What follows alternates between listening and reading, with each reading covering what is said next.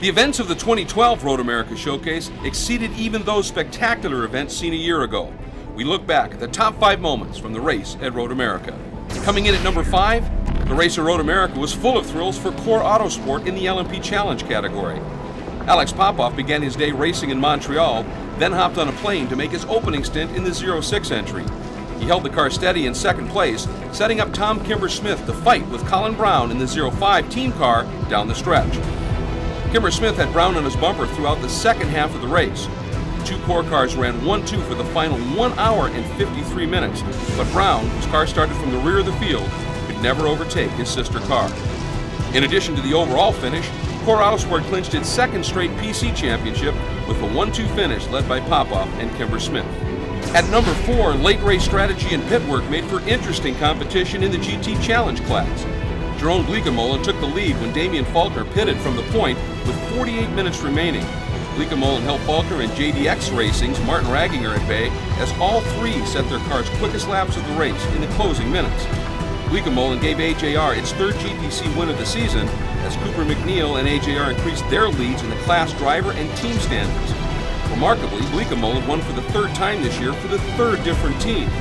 The Road America marked the 2nd time this year that the Alex Joe Porsche won from the class pole. JDX Racing's Martin Raginger and Chris Cumming placed 2nd, while Damian Faulkner and Peter Lasafre were 3rd for Green Hornet Racing. Coming in at number 3, BMW team Rahal Letterman Lanigan's Bill Arberlin and Jörg Mueller took advantage of good strategy and a little bit of luck in another hard-fought GT battle at Road America. The next to last yellow proved to be the key. Arberlin pitted for fuel and tires with 57 minutes remaining, and just before a caution came out for a crash involving the number 17 Team Falcon Tire Porsche. Another yellow period just minutes later brought in the bulk of the GT leaders and gave Arberlin the lead. He didn't give up.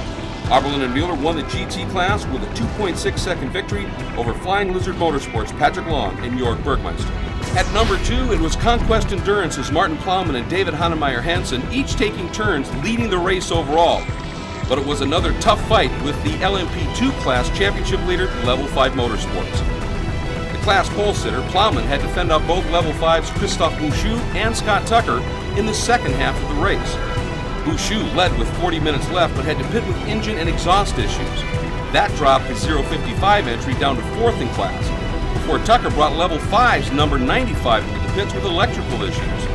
Those lengthy late race stops doomed the chances of either of Level 5's entries to win. This was the 2nd ALMS victory for Conquest Endurance in their debut season. And coming in at number 1, it was the overall and LMP1 battle.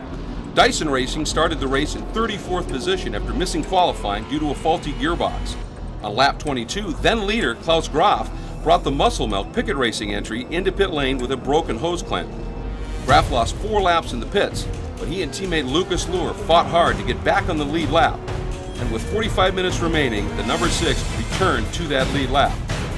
A late full course caution took nearly a minute out of Guy Smith's lead with less than 30 minutes to go.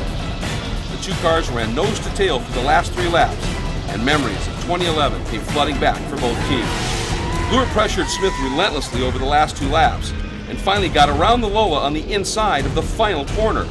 Luhr appeared to have the race won, but Smith had more power on the long climb up the final hill and won the drag race to the checkered flag. A year after missing out by 1/10 of a second, Smith won by 83 1/1000ths of a second for Dyson Racing, now the closest overall finish in the history of the American Le Mans Series.